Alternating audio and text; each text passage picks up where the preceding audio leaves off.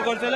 আমরা তাদেরকে, আমাদের বোনরা সহ আমরা তাদেরকে উদ্ধার করতে গিয়েছিলাম। আমাদের হাতে কোনো অস্ত্র ছিল না। আমরা স্টুডেন্টরা, সাধারণ স্টুডেন্টরা ক্যাম্পাসের, আমরা খালি হাতে আমাদের ভাইদেরকে উদ্ধার করতে গেছিলাম। আমাদের ছাত্রলীগের গুন্ডা কর্মীরা এবং বাহির থেকে কিছু টাকাই এনে তার আগে থেকে অস্ত্র নিয়ে ক্যাম্পাসে ভর্তি করেছিল এবং তাদের ঈদ আগে থেকেই ছিল।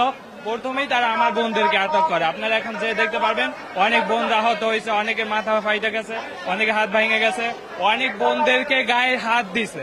তো আমরা তাদেরকে সেভ করতে যাইয়া আমাদেরকে অতর্কিতভাবে হামলা করছে এবং আমাদেরকে ঈদের যে খোয়া ছিল ঈদ পাক্কা মারছে এবং তারা প্রথমে হেলমেট পরে আইসা আমাদের উপর ঈদ পাক্কা মারছে।